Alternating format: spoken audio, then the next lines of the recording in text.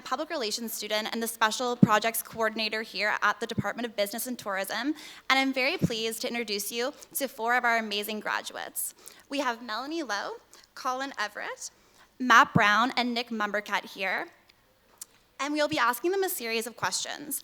At the end, we'll have time for student questions as well. Wonderful. Let's get started. So, if we would like to go down the table, please introduce yourself and let us know a little bit about your career journey and where you're working today. Well, I guess I'll start us off, and I'll back up a little bit from this mic so I don't deafen all of you. So I graduated here from Mount St. Vincent University in 2013 from the Bachelor of Tourism and Hospitality Management program. And during that time, I was in a long-term career with Delta Hotels and Resorts.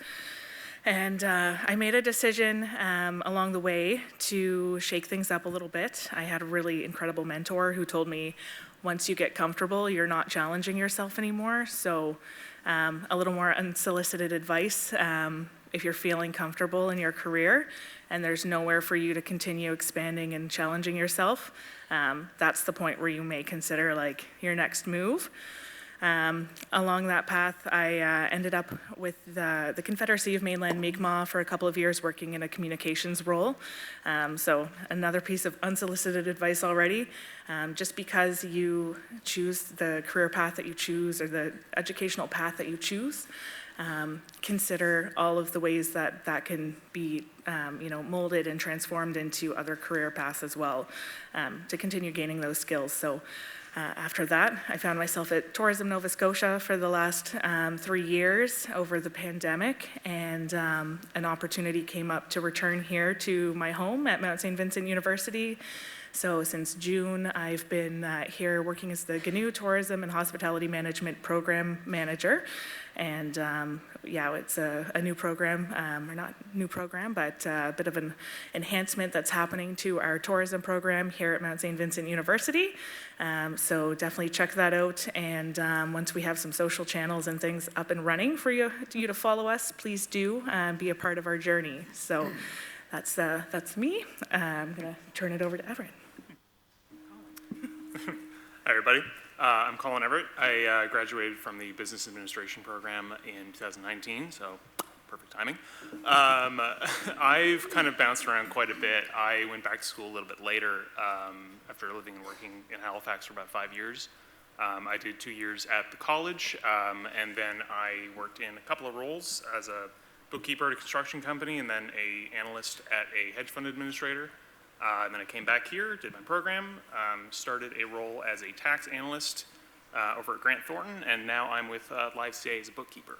And so basically just living the remote life. Hey everybody, my name is Matt Brown, and I am the general manager at Pickford and Black, and specifically for the company Murphy Hospitality Group. I graduated the Mount Tourism and Hospitality Management Program, class of 2015-16. So my career path kind of started before I enrolled at the Mount. I started about 13 years ago as a dishwasher at Swiss Chalet. That was my first hospitality job. And then from there, I worked my way up in the back of house, so I got my back of house experience. And then, I kind of made a decision that I wanted to really shuffle it up and leave Halifax for a bit. And that kind of started my little bit of, I guess we'll say, travels through Canada, where I worked at many different resorts, starting at the Fairmont Algonquin, when it was still the Fairmont in St. Andrews, New Brunswick. After that, I transferred out to the Fairmont Chateau Lake Louise, where I worked food and beverage out there as well, too.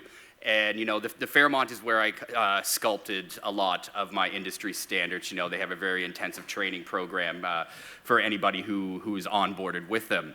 So upon working out in Lake Louise, that's when my career really kind of took off, because after my contract was done there, I moved back to Halifax and immediately enrolled in the Tourism and Hospitality program here at the Mount. So I did my 4.5 years here at the Mount, doing 3 co-op terms and 3 different job placements out and inside of Halifax, all in hotels and different resorts. And then upon graduation, I was very, and I don't take this for granted, after a month of graduating, I was in my first management position. And I was in hotels as a catering and sales manager, where I worked my way up to just straight executive sales manager. So hotels has been my niche for quite some time. My current position now that I'm in is general manager. This is my first standalone, busy, high volume management position in a standalone restaurant. So this was a brand new career challenge for me, as I've never been in restaurants specifically. It's always been hotels and banquets and hospitality, front desk, all that fun stuff. So this was a big career challenge for me when I took this position in 2021, still in the middle of the pandemic. But we'll kind of get into that after with some other questions. So thank you. Hi, my name is Nick Mombourquette. I am the founder and president of a company called NewGround Financial. I graduated from the business program here at the Mount in 2009, which might make me one of the oldest people on the panel, the old guy. Before coming to the Mount, I spent 1 year at NSCC, so to you folks out there who are there considering this transition, it was worth it for sure, so carry on with that process. When I graduated the Mount, I had no sweet clue what I was going to do. I thought I wanted to move to Charlottetown, which kind of sounds really weird, and I did. I went over there and started working at an insurance agency as a life insurance representative. A few months before that, I had no clue what life insurance was or why you needed it. I spent 4 years at this organization over in Charlottetown. 4 years later, I got sort of headhunted, recruited to come back to Halifax, which is my home base, and I worked for a pretty large and respected wealth management firm over here for another 4 years. And then I realized that, well, ultimately, if you want to be successful in this business that I'm in, you have to own it. So once I got that bug in my gut, I couldn't get rid of it, and I basically left another very well-paying job in that position and started my own firm in 2019. Called NewGround Financial. So that's kind of my journey so far. We can get into more of the details later on. Wonderful. Thank you everyone for sharing. So just thinking back a little bit, I know Colin, not too far, just 2019. We want to talk a little bit about how your experience at the Mount has shaped the direction of your career once you graduated. Would anyone like to start? I'll start this one off, yeah, for sure.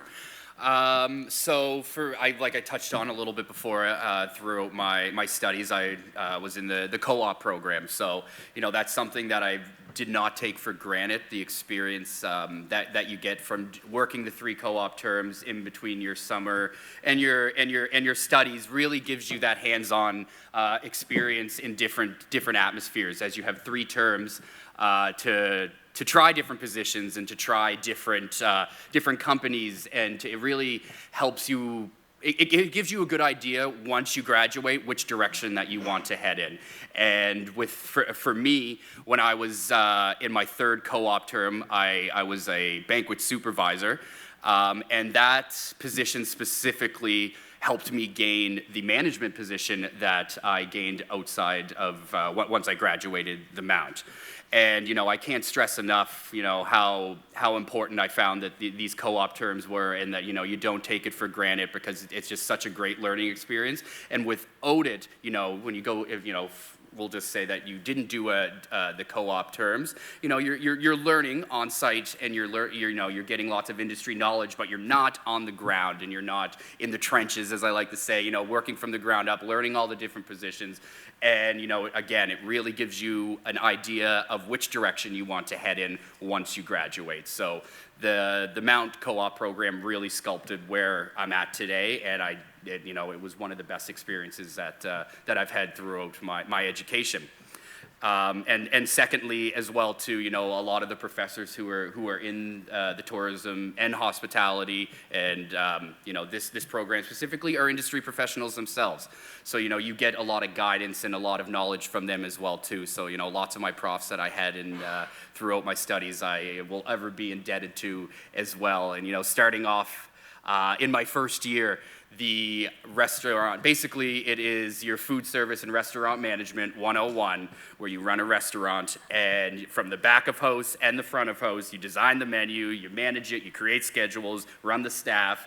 That, well, obviously was extremely beneficial to me. I learned a lot in that program, and that one specific course from my first semester here, has always stuck with me, and that was probably one of my favorite learning experiences, was the restaurant management. Yeah, thank you.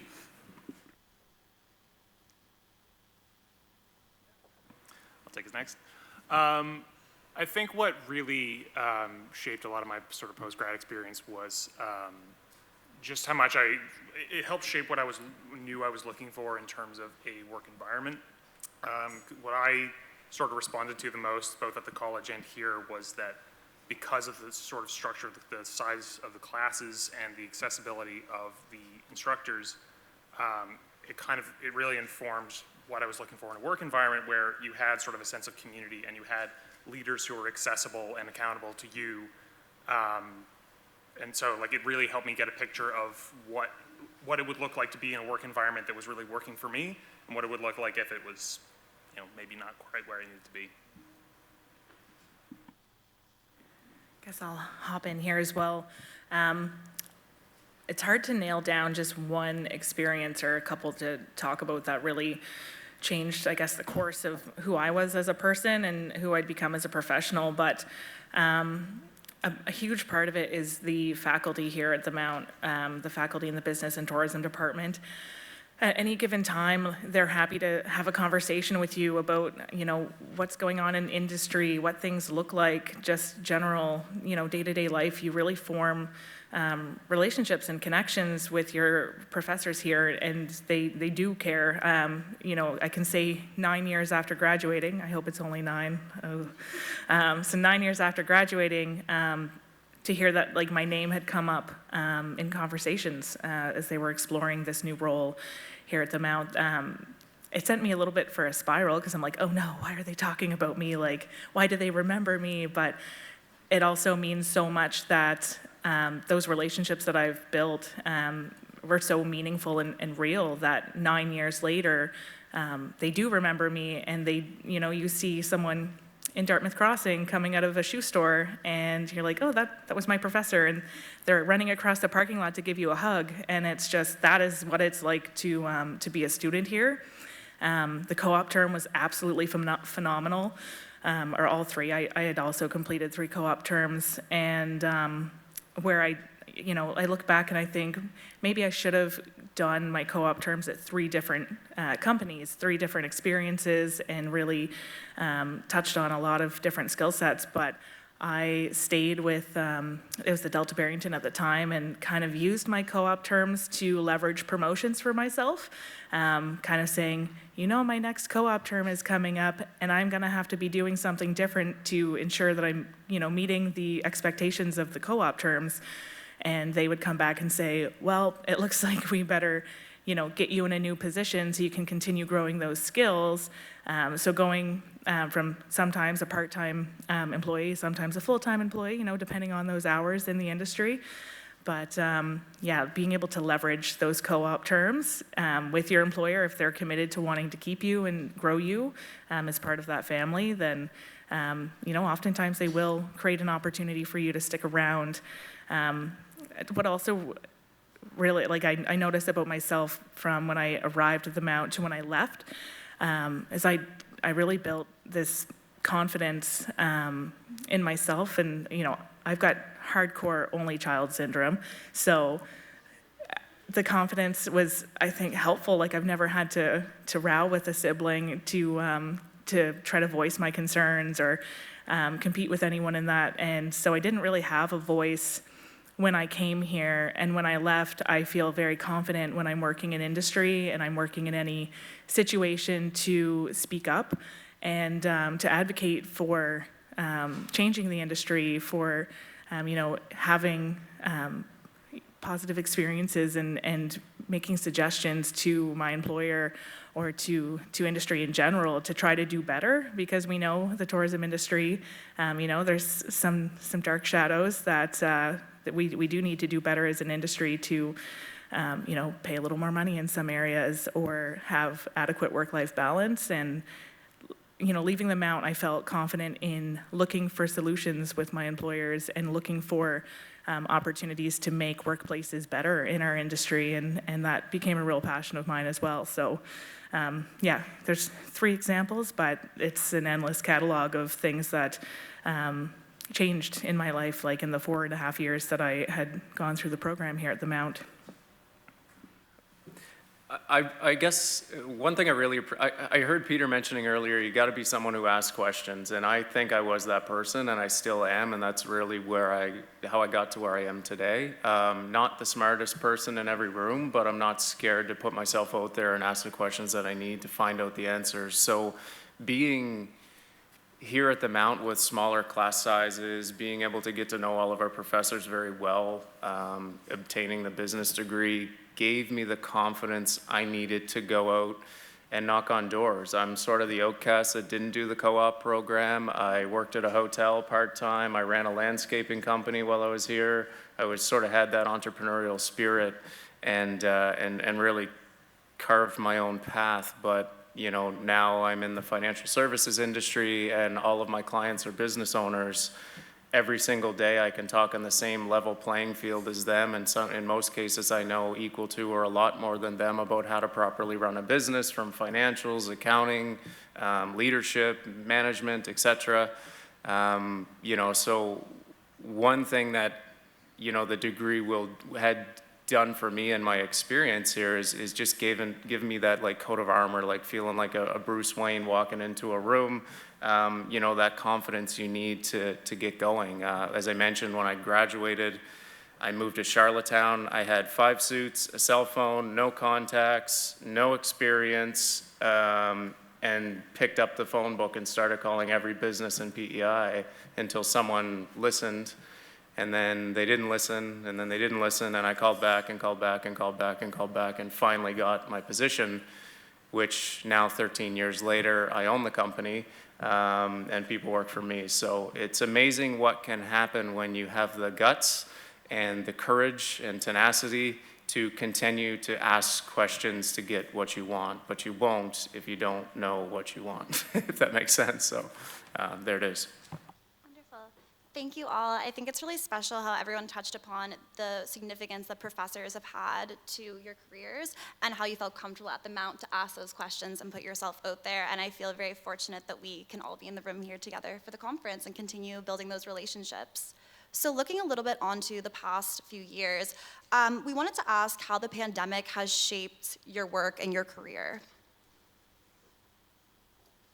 Maybe I'll start off with this one, and Matt can come in with the good stuff. So when the pandemic first hit, I was sitting in a cubicle with my 3 other tourism development advisors at Tourism Nova Scotia, and we get an email and it says, pack some things, you're gonna be away from the office for a little bit. And we're like, okay, like it'll be 2 weeks, they'll get things under control, it'll be great, we'll all be back, see you soon. And then we get home, you set up your little workspace on your dining table and you're like, okay, this is kind of nice. Like I can make as much coffee as I want today. Like I can keep the coffee flowing all day. And then months start to pass and you're kind of filling in the gaps as to what's needed in industry. My job very quickly went from coaching businesses to develop tourism product to calling businesses to ask them, how are you doing? Like, what's it look like for you? And it was a difficult and emotional time because you've built relationships with your tourism partners in the province, and now you're hearing like, we got 2 months before we're like, that's it, we're gonna have to pull it then. And a lot of those businesses, I think a lot of fear around the unknown. They're still standing, the business in particular that I'm thinking of, thank heavens, because they're my favorite. But it was just, I'm going to use the word first, so much pivoting that happened. Going from programming where you're developing beautiful photo assets and video assets to market world-class experiences for Nova Scotia, to developing programming just to get money in pockets of operators to make sure that they can keep, running and working more closely with the provincial government than you ever have before. As a Crown Corporation turned, now back in with Communities, Culture, Tourism, and Heritage, it kind of, the pandemic almost was the start of, at least for Tourism Nova Scotia, in my experience, that transition back into government, even before we had the new government in place. So, yeah, I think it really changed everything. But those 2 years, I think a lot of us really opened our eyes to what work-life balance could look like, and that work from home, like it was a lot of adjustment for people. I think some people did really well with it, and others did not. But it definitely, shook a lot of things up in our industry, and we see now a lot of people have made career, shifts.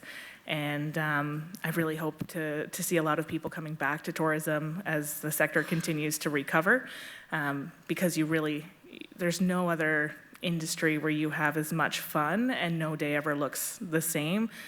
So much so is the tourism industry. I mean, maybe in a hospital, no day ever looks the same, but it's not fun. So I'm going to stick with tourism. Yeah, for me, funny story, I was going to tell my work that I was going to start working from home about a day before they made the announcement that everybody was. So I was behind the 8 ball on that one, apparently. But yeah, I mean, it was a bit of an adjustment, but for the most part, obviously by where I've ended up now, where it's a fully remote firm, I kind of caught the bug that I loved working from home pretty quickly. So, despite circumstances, it was actually kind of a really positive change in my work life. So yeah, like you were saying about work-life balance became just so much more centered in the way I thought about work and what I wanted out of work. And so yeah, within a year of the pandemic sort of really kicking up, I was making steps to make this work from home life permanent and sort of get myself in a position where I was in a role that I could really have the time and space and flexibility to take care of me while also, really getting adept and sort of learning new skills along the way. All right. So the pandemic, yeah. So obviously when 2020 rolled around, everything came to a very quick halting stop in my industry immediately. There was no, you have a week or two to figure your stuff out. It was like, no, we got to shut down now, and we have to figure everything out and pivot.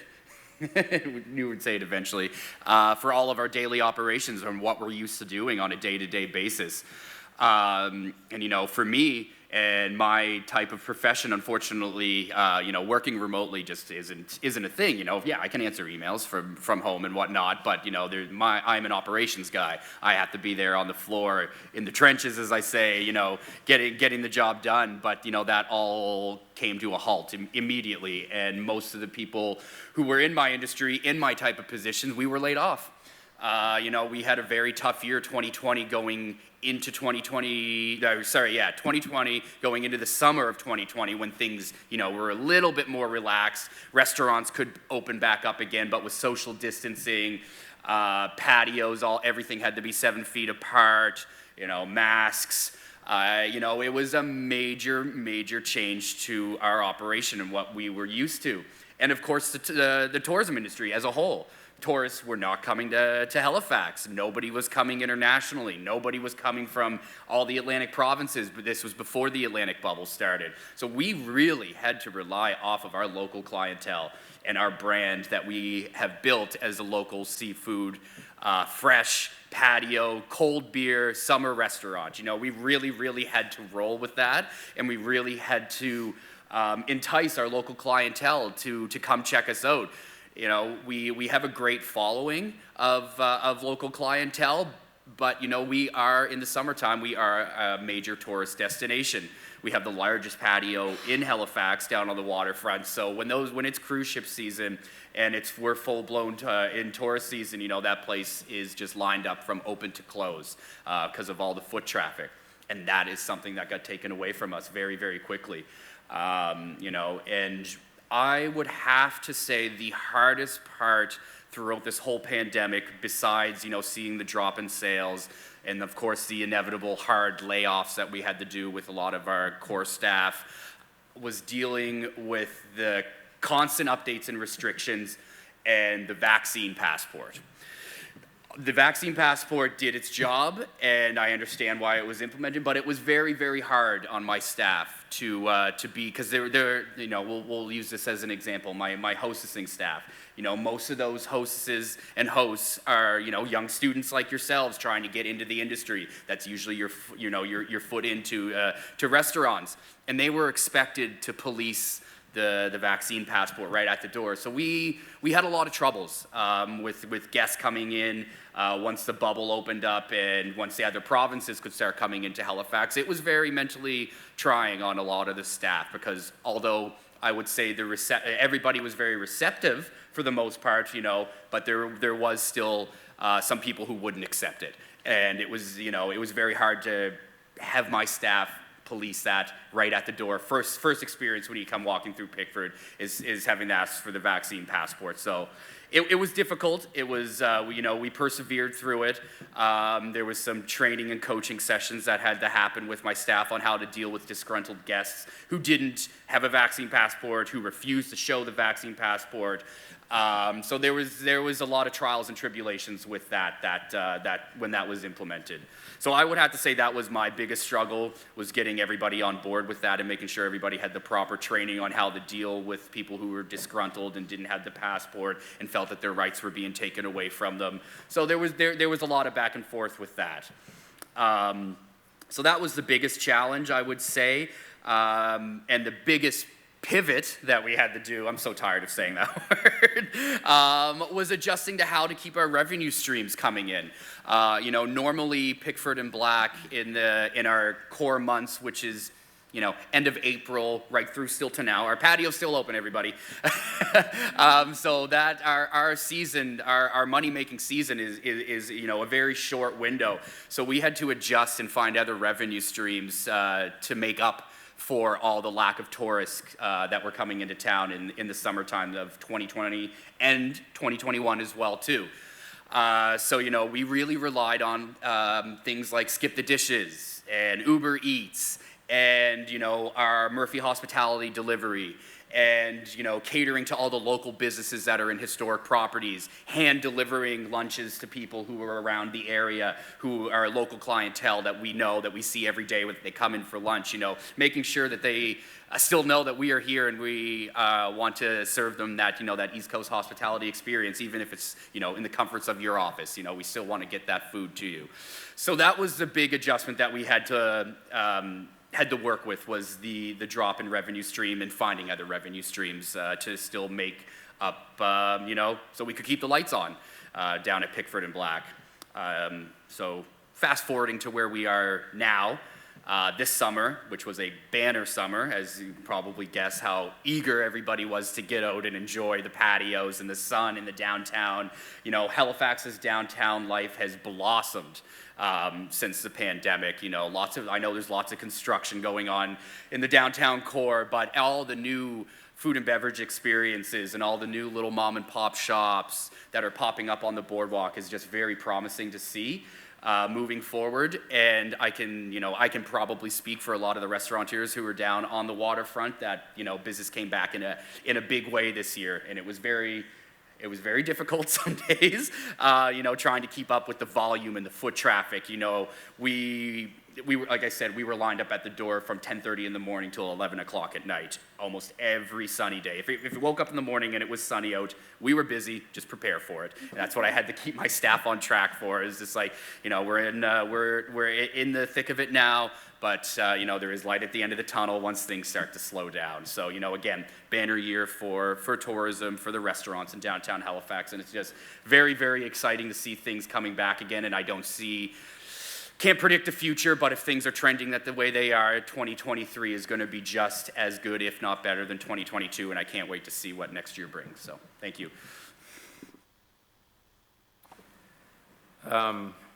to the budding entrepreneurs out there, I want to start first by saying the pandemic was certainly tragic, and sorry if we lost loved ones and the markets crashed and all the things that came with it. But with great crisis comes great opportunity if you look at it in a certain way. So, I have 3 young children. I had a 6-month-old, a 2.5-year-old, and a 5-year-old, and a 1-year-old business when the crisis hit. My wife had to be a stay-at-home mom. We had to learn how to teach from home to our primary son, and I had hundreds of clients and a small staff to manage and figure out what to do. However, in crisis, if you can sit back and kind of not get caught up in the minutia of the media and all of the noise, you can see opportunity. And this is a piece of advice that I hope, if you're an entrepreneur or just a business owner or even an employee, whatever that's gonna be for you, that constantly look for opportunity. So what did we do? Well, we're a financial services firm. Prior to the pandemic, anytime I needed to do a piece of business with any current or potential client, I had to physically see them and have them sign with wet ink on a contract to make that legally binding. So all of a sudden, I can't do that anymore. So what do? I get patient. And quickly our industry turned itself upside down and found ways to implement DocuSign, Adobe Sign, all these types of things that allow us to do business digitally. As that rolled out within a few weeks and few months in some situations, I then said, well, why do we have to be an Atlantic Canadian firm when we can now serve people across Canada and not have to physically see anyone? So through the pandemic, we actually expanded our operations from Atlantic Canada into Ontario and Alberta at that same time, and grew our client base quite significantly and our presence across the country. Now, I could have sat there and said, oh, poor little old me, this is it. 1 year in my business, what am I gonna do? We gotta close up shop and everything's terrible. And it wasn't great. But we grew 25% revenues the first year of COVID, another 25 last year, and we're about to double that this year. So it really depends on how you look at a situation as to what you're gonna get from it. So I know that differs a little bit from some of the stories you heard here. Again, not downplaying anything we've all been through or currently going through. I had COVID a few weeks ago, and that was not great, not a fun time at all. But through great crisis, there can be great opportunity. It's just what lens are you looking at it with, so. Thank you all for sharing how you were able to pivot. I know we're sick of that word, throughout the pandemic, and also looking towards the positives and the path forward is really great to hear, especially in our local tourism and hospitality business. So we have an amazing room full of both Mount and NSCC students, and we just wanted to ask, what would be one major piece of advice that you would give to a student in the room? I'll start it off. One major piece of advice, I would have to say, as students, and some may be graduating this year, some may be just starting, but strive for progress over perfection. You don't want to be overcritical of yourselves right now at this point in your life. Everybody has failures. Everybody falls on their face. It happens. But those mistakes and those failures is what will sculpt your future. I am a very, very firm believer that obstacles are put in your way to help you grow and to help you evolve and to help you progress in your career. Without obstacles, there's no growth. Those obstacles are put in front of you for you to problem solve, figure it out, and then come out on top and persevere. And just, it'll make you a better person. It's a learning experience. It sucks at the time, but I think everybody up on this panel right now has dealt with some failures in their career paths, and it is bound to happen. Life is life, but it's how you handle those obstacles and how you overcome them. So in a nutshell, I would just say, yes, don't be overcritical on yourselves when you fail, and just strive for progress and not perfection. Yeah, honestly, to build on that point, don't be afraid of an irregular path. You know, you might find opportunities that you really thought were for you don't end up working out. Maybe you're just not getting what you thought out of it. Maybe you're just not as much of a fit for it as you thought you were, and that's fine. Like if it's not serving you and it's not serving the employer, it's okay to just go and find your next thing. Don't be afraid to bounce around if you have to. Yeah, I'm actually going to piggyback off that as well, but add just a little bit. Yeah, if you do find yourself in a career path that doesn't feel like it's the right fit for you, it's not your failure, and it's not the employer's failure. It's just not the right fit. So, you know, echoing Colin, like, keep looking for that right fit so that when you get up every morning, you go into a role that you are excited to be there. And another, you know, part of that is, I think as a society, we have a lot of unlearning to do as much as we have some learning to do. I've had some advice over the years from employers about how personable and friendly I am, and they can keep that advice because it's, you know, if you're the kind of person that builds real relationships with your clients and real relationships with your partners, your stakeholders, that's the kind of person that you should be. You should be a real person, whether that is when you're dealing with clients and stakeholders, or when you are, you know, going into a job interview and there's a stack of resumes where everyone has similar qualifications to what you have. The most important part is who you are and you know, your personality. I tell people all the time that we can certainly train people to grow their skills, but you can't train people to have good personalities and be good people. So if you have a good personality and you're a good person, let that shine through always.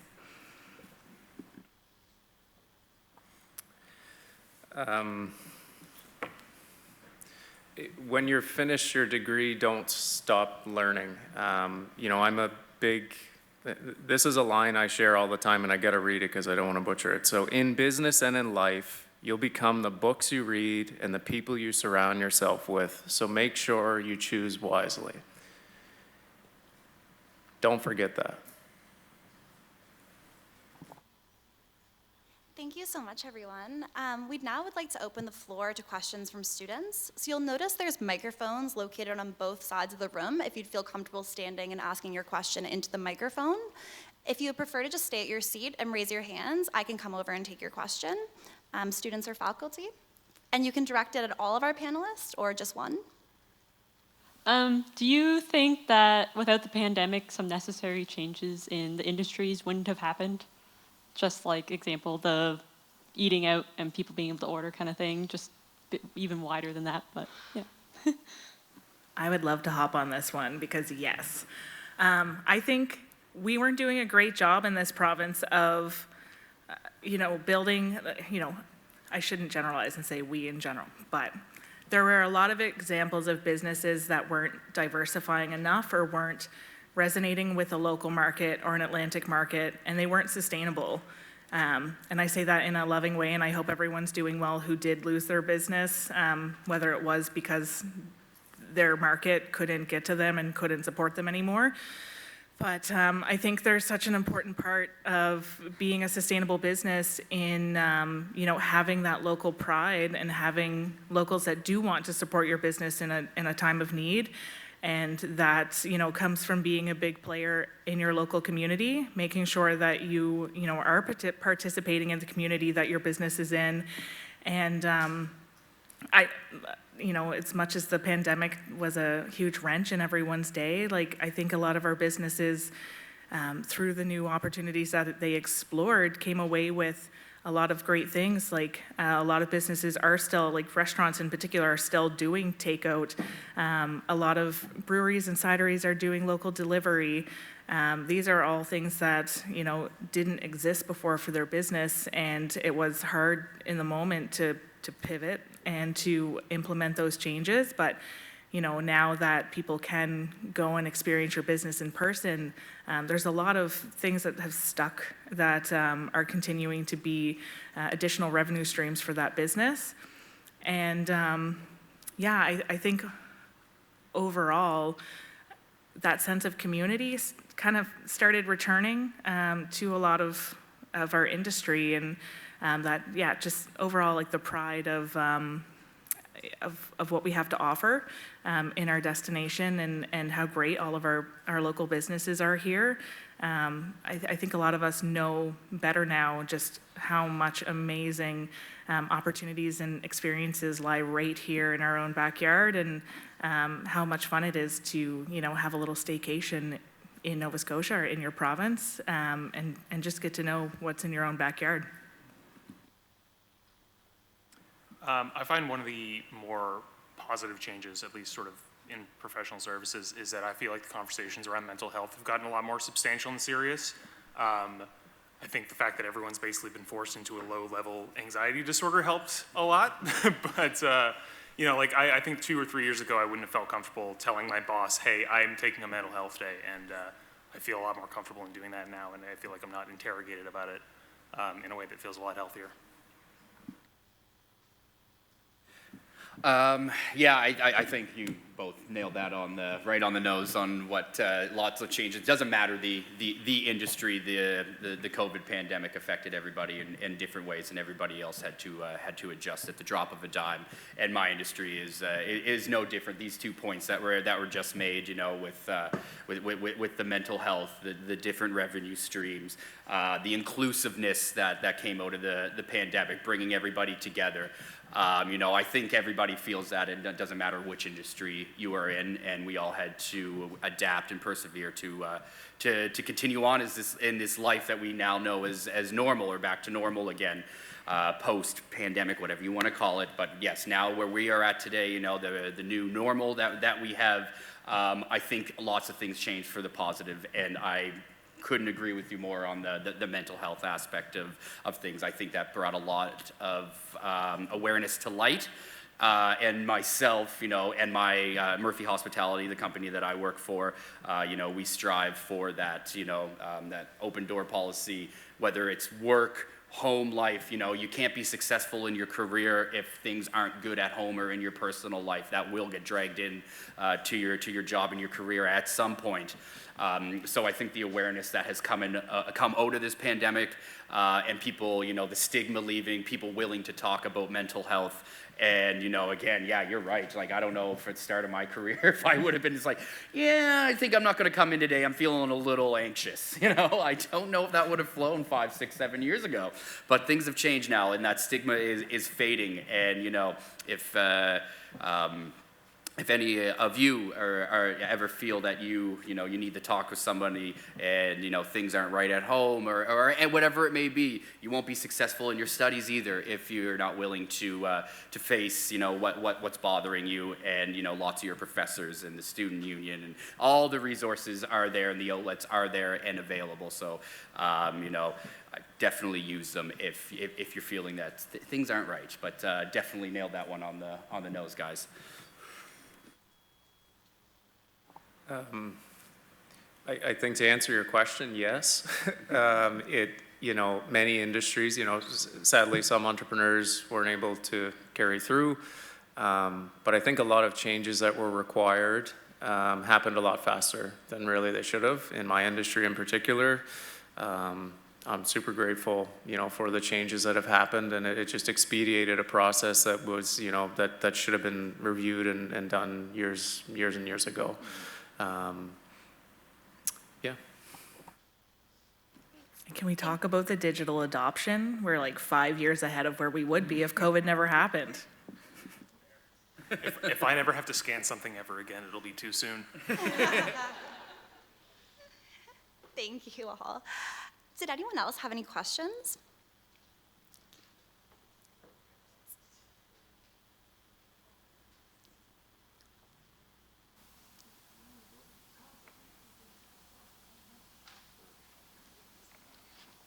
Yeah, so my question is, how did COVID affect the food supply in the hospitality industry? Thank you. Wow, bad boy. Horrible. We're still dealing with it. We still have food shortages. You know, inflation has gone up, you know, over 6%. So our menu prices have had to reflect that as well, too. So It's incredibly difficult with the supply chain shortages. We use GFS. We'll just use that as an example. They are our food service provider, and the constant shortages that happens. You know, it could be big ticket items. Like one day we may not be able to get calamari in, or cod, fish, and chips, which are two huge items that we have. But you know, this is an ongoing battle. So what myself and my head chef have had to do to kind of get through this is outsourcing suppliers, new relations. You know, we've always been a local seafood restaurant, and we have lots of good local relationships, but we've had to build on that. And we've had to look at different provinces, you know, Newfoundland and PEI and New Brunswick, that we operate in all these provinces. So we had to reach out to our sister restaurants and start meeting new suppliers that they may have who can keep up with our volume that we need in our busy season. So in a quick answer, yes, the food service supply and the COVID pandemic has affected that greatly. And right now, it doesn't seem like there's any change that's going to be happening. But we just need to continue to build relationships and to keep those suppliers close to us so we can continue to provide, you know, that fresh seafood, that East Coast hospitality, and we need to just make sure that we are outsourcing with the correct companies as well too that can keep up with our volume. So it's just going to be a constant struggle, and you know, we're going to run into this problem probably in the near future for the time being. But it's just something that we have to adapt to, increase our menu prices. Minimum wages are going up, so that helps with you know, increasing the menu prices helps us being able to pay our employees more as well too. So there's that side of things. So yeah, big effect though. Great. Thank you. You can go ahead with the next question there. Thank you. I guess my question was more specifically for Nick, but it is open to anyone. You said that you successfully transitioned from a in-person business to an online one.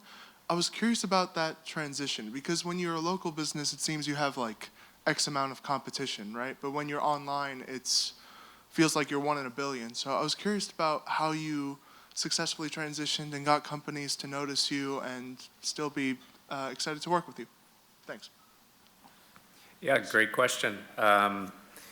We were actually digital first when I created the company, so I had all of the capabilities to do this, and it kind of looked smart when COVID hit, but I had no clue that that was what was going on. So I had sort of been training our current client base for that process of sort of lack of in-person. We do a heck of a lot of, you know, social media marketing throughout all platforms, which, as you may or may not know, you can, you know, shoot right down to whatever city or postal code you want to advertise on.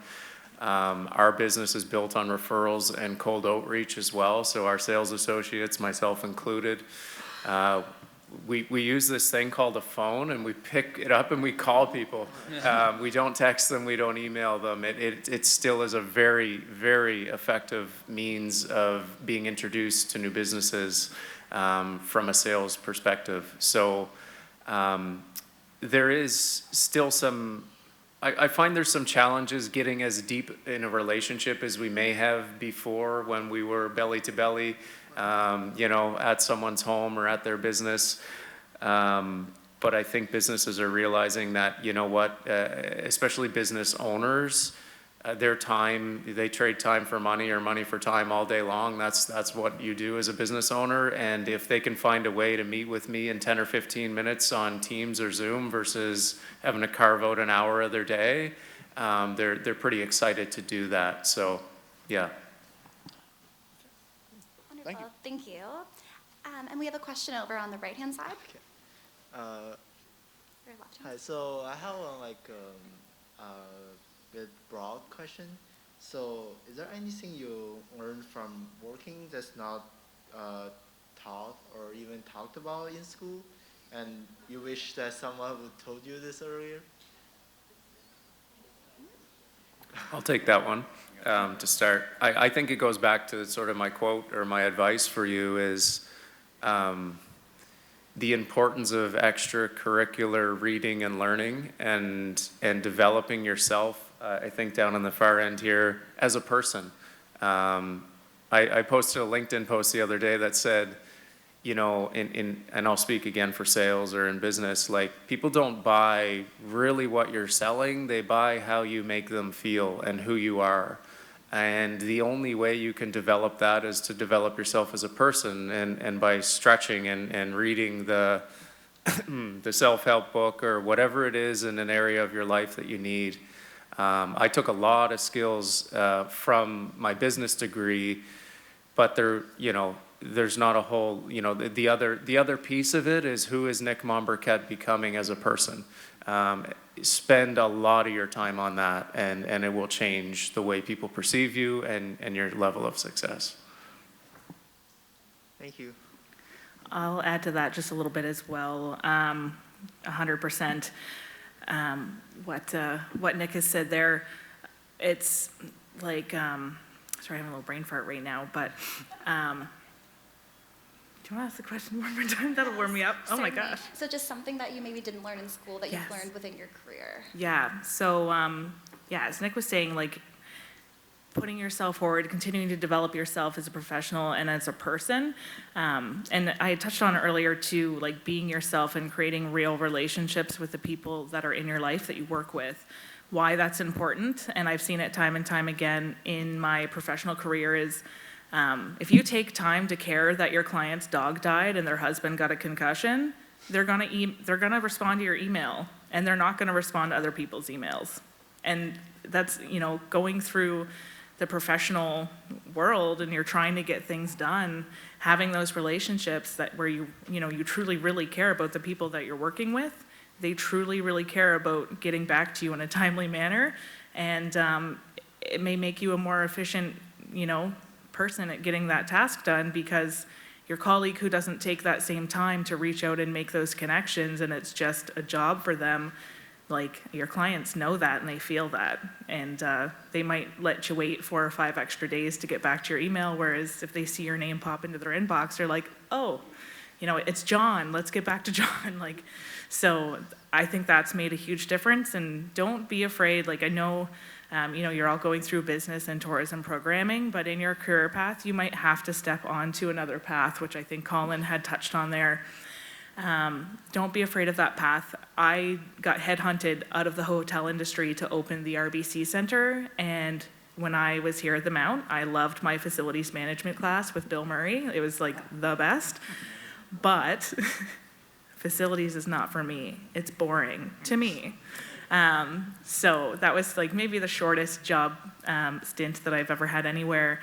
But in pushing myself out and realizing this isn't for me, I had to look for another job when I had become very comfortable in a 8-year career with Delta Hotels. And so I was there I've got to find something that I can, reignite that passion. And that's when I ended up working with the Confederacy of Mainland Mi'kmaq and started growing on some other skills, as a communications officer.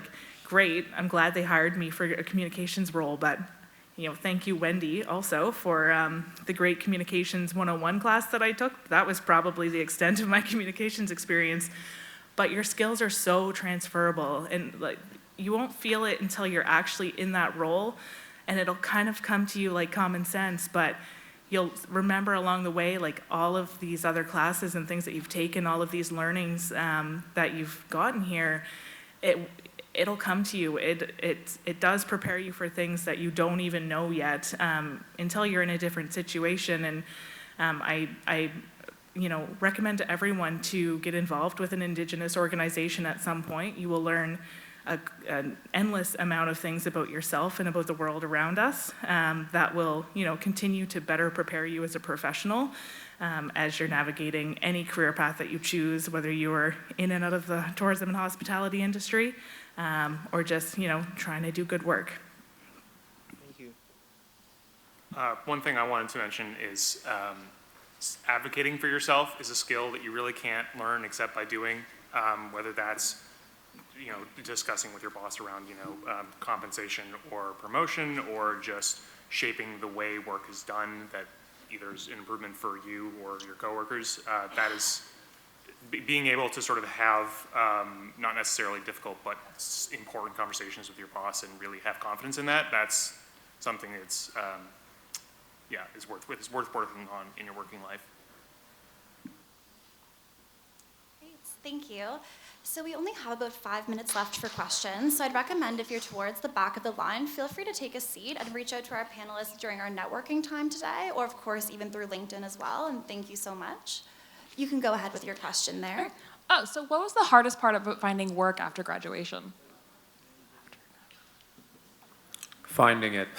So. Wasn't easy for me. Like I said, I spent, again, 5 suits and a cell phone and a phone book. And that may sound really weird and unprepared, and it kind of perhaps was, but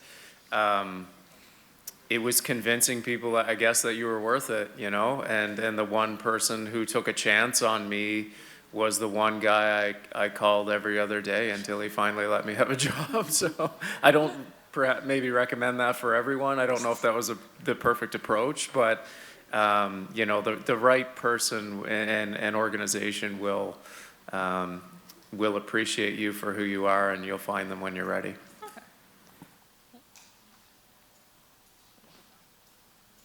Do I still got 4 minutes? Yes, please, go ahead, thank you. Hello, amazing stories from you. I'm an international student. I just like from international student perspective, we don't have networking here. And also we don't take co-op. This is 2 years program for tourism and hospitality. We only do work practicum. So from your experience, I want to know what kind of advices for the international student, how do we do tips to networking, get more opportunities to land a job? Thank you. Hey, yeah.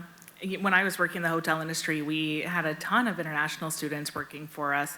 And, you know, the folks that really stood out were the people that came out and, you know, participated in, whether it's a staff outing or, you know, but I guess in the hiring process, really coming in and being there in person, if you're looking for a job in the tourism and hospitality industry, not like, you know, sending in your resume via email or making a phone call, like, it's not going anywhere. They're too busy. But if you come in, I know people will tell you that, you know, that face-to-face contact, handing off a resume, that that people also, like, it's, if there's not, you know, a we're hiring kind of sign, that they're not acknowledging and noticing that, but they are. Someone is. So when you're there having a conversation, like, don't be afraid to just say, you know, how's your day going? How are things going? Like, just strike up a bit of a conversation with the people that you're there with and get to know them, and don't be afraid to build relationships, whether it is as you're on the job hunt or in a job. People genuinely do want to get to know you and spend time with you. So yeah, become part of that family when you're, you know, working with an organization, but take that time for FaceTime whenever that you can in that job hunt as well. Yeah, and when I spent a lot of time working in hospitality, I had mentioned, and I found anytime someone walked in with a resume and the hiring manager was in, I was more than happy to set them up with a quick 5-minute chat. So like, sometimes it is really just getting that FaceTime. Just show up with a resume and say, is the hiring manager in, and can I have a quick talk with them? That can help a lot. Just to quickly add onto that as well, too, absolutely agreed. And especially right now in the tourism and hospitality, we're experiencing very major staffing shortages. You know, we can't keep up with the volume that we're experiencing again now that everything is open. And, you know, this summer specifically was a constant battle to get resumes in, to get students in, to get people with already previous work experience and who want to work in the industry and who want to, you know, progress and, you know, work their career, you know, work up their careers. So the staffing shortage is huge, but that's what going in and meeting and building relationships and always having a student mentality, you know, always willing to learn more from, you know, you know, somebody that you're shadowing, job shadowing, or anybody that you're looking to be your mentor. You know, showing face is extremely, extremely important in this industry, in the tourism and business. You know, it's an email. Yeah, I can't tell you how many resumes I received via email this summer that they didn't come. You know, they didn't follow up. There was no phone call. So they get shifted to the back of the line. But the ones that come in, hand me their resume in their hand, or, you know, sending me an email and then follow up and phone call, you know, that name is going to stick out to me. And that would be my best advice, is to constantly get yourself out there. Don't be afraid to, you know, butt into a conversation if you're out networking, and don't be afraid to just show up somewhere and just meet somebody. You know, that I did that a lot early on before I really started to, in my career progression. I would just go and I just wanted to meet all the GMs of hotels in the Halifax area. I just wanted to meet them. I wanted them to know my face. I wanted them to know who I am, and then connect with them on LinkedIn or whatever your platform is, and just stay in contact. Make sure they remember who you are, because it will pay off, and it has, you know, I can say from my own experience, you know, they will think of you like, oh, you know what, I know a person for this, you know, I know this person. They'd be a great fit for that. And that's how you get that done, is just keep going at it, show face, make sure that they don't forget you. This has been wonderful. We want to extend a massive thank you to our panelists for your time, your expertise on all things Mount and your careers. Could we please give a big round of applause? Thank you.